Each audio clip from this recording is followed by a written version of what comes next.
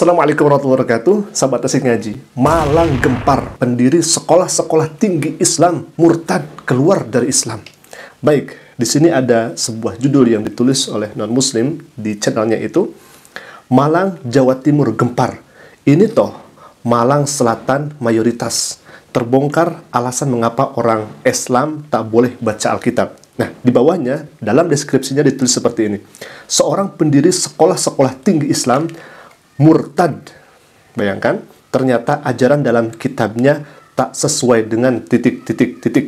Nah, kalau misalkan kita melihat di tampilan dalamnya itu, jadi yang katanya pendiri sekolah-sekolah tinggi Islam itu, ya rupanya seperti ini. Seorang pendiri sekolah-sekolah tinggi Islam murtad. Nah, ini orangnya. Katanya seperti itu, alhamdulillah.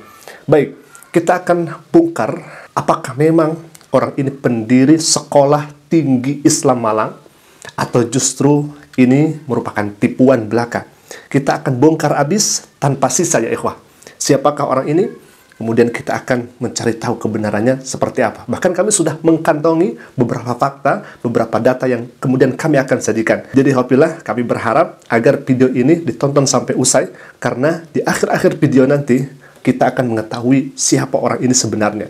Baik, kita akan lihat terlebih dahulu kesaksiannya tatkala orang ini memberikan kesaksian di media sosial itu. Silakan ya ikhwah. Saya awalnya memang muslim, saya murtadin, dan saya terima Yesus pada usia ke-58 tahun. Saya tahu betul dengan ajaran muslim, karena didikan kami waktu itu, Islam mengatakan inna dina indallahil Islam. Agama yang diridhoi oleh Allah itu agama Islam. Doktrin saya inna dina indallahil Islam.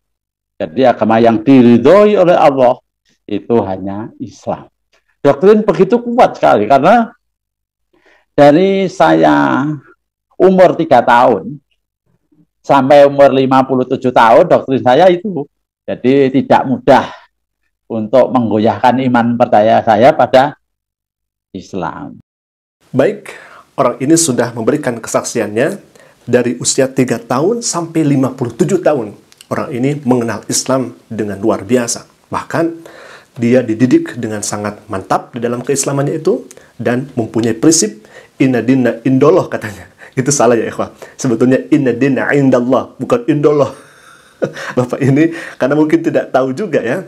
Dia menyebutkan inna dina indallah begitu ya. Nah, itu keliru. Yang betul inna dina indallahil Islam. Nah, ya alhamdulillah. Orang ini dengan pedenya mengatakan dari semenjak 3 tahun sampai 57 tahun dia berada dalam Islam, kemudian tahu tentang ajaran Islam. Bayangkan, dari 3 tahun sampai 57 tahun. Berarti kurang lebih 54 tahun dia belajar Islam. Dia tahu tentang prinsip-prinsip di dalam Islam, bahkan bagaimana hukum-hukum di dalam Islam. 3 tahun sampai 57 tahun, 54 tahun dia mengenal Islam. Baik, alhamdulillah, apa yang terjadi? Katanya, tatkala orang ini paham di dalam ajaran Islam, belajar dengan baik dan benar di dalam Islam, tapi apa yang terjadi? Kita akan lihat bagaimana kesaksian selanjutnya. Perkawinan saya 20 tahun, Bapak Ibu. Saya beda keyakinan, berjalan 20 tahun. Baru saya terima Yesus. Pada waktu itu memang terjadi pergumulan, karena waktu kita berbeda keyakinan. Istri saya sejak kecil memang sudah Nasrani, dan saya Islam. Pertanyaannya adalah, kemana saja Bapak selama 54 tahun itu? Katanya benar orang ini memperdalam Islam, tahu tentang ajaran Islam, bahkan mempunyai prinsip inna dina indallah katanya. Padahal indallahil Islam, mempunyai prinsip itu. Tetapi selama 20 tahun nikah dengan non-muslim. Bapak kemana saja selama ini? Pak, kami akan tampilkan sebuah ayat yang mungkin Bapak belum pernah membaca ini.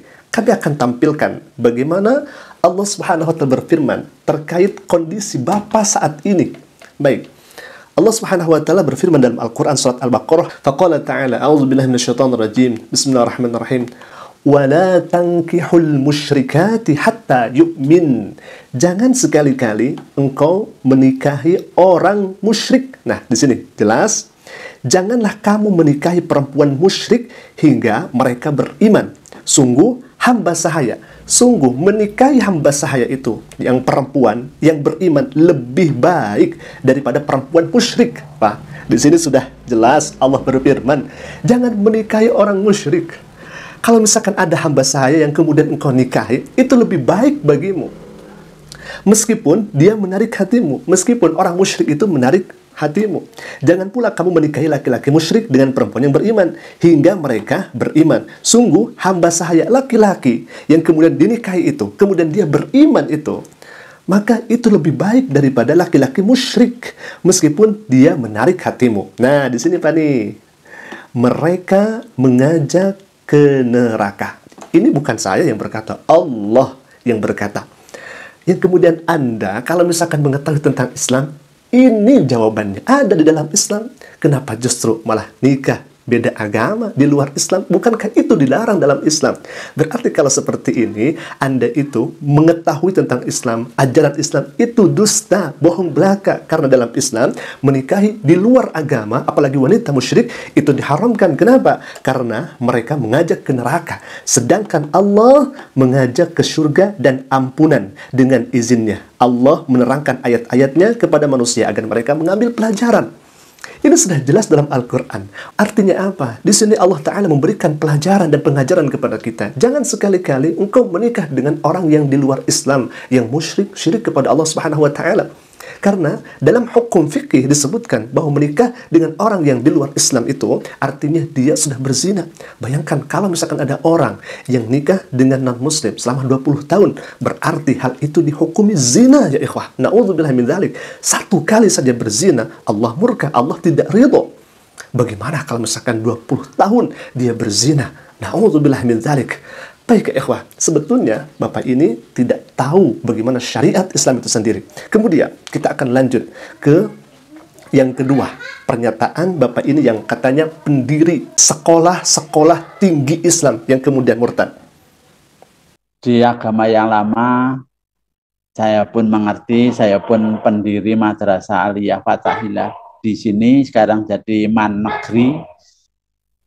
Baik, sahabat Asik Ngaji, barusan kita sudah mendengarkan sekaligus menyaksikan ketika orang ini mengaku pendiri Madrasah Aliyah yang sebelumnya Madrasah Aliyah Fathahilah dan sekarang beralih nama menjadi Madrasah Aliyah Negeri. Bahkan orang ini tadi menyebutkan identitas dirinya. Nama saya Rohadi Santoso, asal dari Tempur Sari Utara, RT 5 RW 1 Donomulyo, Kecamatan Donomulyo, daerah Malang Selatan. Beliau bernama Rohadi Santoso. Nah, alhamdulillah. Baik, kita akan cari di media sosial tentunya, karena memang ini gampang sekali untuk diakses oleh kita. Apakah memang betul orang ini sebagai pendiri Madrasah Aliyah Fathahilah yang sekarang menjadi Madrasah Aliyah Negeri di Donomulyo itu, tepatnya di Malang, Jawa Timur. Nah, di sini kami sudah menemukan beberapa data yang bisa kita ambil, bahkan ini sudah sangat lengkap ya ikhwah, terkait daripada sejarah yayasan atau sejarah dari Madrasah Aliyah Fathahilah. Bahkan sumbernya dari EMIS, di sini disebutkannya, ada logonya Departemen Agama juga, Kementerian Agama, sangat resmi ya ikhwah, dan sekarang menjadi MAN 3 Malang. Baik, about me, sejarah singkat MAN 3 Malang dan gambaran umum MAN 3 Malang Donomulyo Malang. Tadi orang ini menyebutkan dirinya ada di Kecamatan Donomulyo. Tentu Kecamatan Donomulyo ada sekolah yang bernama Fathahilah, Madrasah Aliyah Fathahilah yang sekarang beralih namanya. Baik, kita akan langsung bagaimana sejarah yang kemudian disampaikan di situs ini. Sejarah berdirinya Madrasah Aliyah Negeri atau MAN Sumberoto dari Madrasah Aliyah swasta yang semula bernama MA Madrasah Aliyah Fathahilah diawali dengan musyawarah para pengurus inovator bertempat di Masjid Raya Donomulyo pada awal tahun 1988, menetapkan pada tahun ajaran baru Juli 1988 sudah operasional, dan inilah awal berdirinya Madrasah Aliyah di Kecamatan Donomulyo. Ingat-ingat bahwa tadi orang ini bernama Rohadi Santoso ya ikhwah. Kesepakatan bersama menyetujui madrasah ini diberi nama MA Fathahilah. Lembaga ini bernaung di bawah Yayasan GUPPI, Gabungan Usaha Pembaharuan Pendidikan Islam. Dengan kepala madrasah yang pertama secara musyawarah dipilih dan ditetapkan adalah Saudara Dr. Andes Muhammad Ikhwan. Tidak ada nama Rohati di sini, tidak ada ya, Ikhwah. Baik. Kemudian, gedung untuk KBE meminjam milik MI Darussalam yang kemudian dihibahkan ke MTS Negeri Donomulyo dan sekarang menjadi MAN 3 Malang yang kemudian berganti nama menjadi MAN 3 Malang. Adapun para perintis atau pendirinya adalah, nah tadi orang ini mengaku sebagai pendiri madrasah tersebut. Siapa saja perintis di sini atau pendiri? Pertama, Bapak Ahmad Zainuri, Bapak Dr. Andes Ahsan Widodo, kemudian Bapak Dr. Andes Ahmad Subagio, kemudian Bapak Dr. Andes Muhammad Adi Prayitno, kemudian Bapak Masudi, kemudian Bapak Bambang Supriyadi, kemudian Bapak Dr. Andes Budi Hernowo, kemudian Bapak Mudalil, ya, Mudalil SPD, kemudian Dr. Andes Muhammad Ikhwan. Mereka orang-orang yang berpangkat ya, Ikhwan. Mereka orang-orang yang berpendidikan. Subhanallah. Akhirnya turun SK dari Menteri Agama Negerian MA Fatahillah menjadi MA Negeri Sumeroto setelah diajukan permohonan penegerian pada saat kepala madrasah dijabat oleh AS Mukhlis SPD. Nah, ini kepalanya ya. Kepalanya, kepemimpinan, kepala MAN 3 Malang, Donomulyo, Dr. Andes Muhammad Ikhwan, Budi Hernowo, Mujiono, Nianto. Nah, tentunya di sini tidak ada Rohati Suntoso, tidak ada ya, kawan. Jadi sampai sekarang tuh, Zainul Musafak 2023 sampai sekarang tidak ada yang namanya Rohati Suntoso, tidak ada ya, kawan. Pertanyaannya, siapa orang tersebut ya, kawan? Apakah memang pendiri MAN 3 Malang? Kita bisa menyimpulkan sendiri ya, kawan. Kita bisa menyimpulkan sendiri. Alhamdulillah. Mungkin itu dulu video yang bisa kami sampaikan. Jadi jelasnya orang ini yang katanya dari 3 tahun sampai 57 tahun dia belajar Islam, tapi hemat kami nol keislamannya. Karena syariat Islam dilanggar olehnya ya ikhwah. Syariat Islam yang sudah jelas dalam Al-Quran tertera, jangan menikahi orang-orang yang musyrik kepada Allah. Subhanallah, ini malah dilanggar ya ikhwah. Jangan mengatakan diri Anda sebagai muslim yang taat, muslim yang benar, kalau aturan Islam itu dilanggar. Alhamdulillah, mungkin itu dulu video yang saya sampaikan. Semoga bermanfaat. Jika bermanfaat, silahkan klik share dan subscribe-nya dan jangan lupa juga notifikasinya agar setiap kami upload video baru, insya Allah akan menjadi pemberitahuan untuk semua. Aku qouli hadza wa lakum minni. Assalamualaikum warahmatullahi wabarakatuh.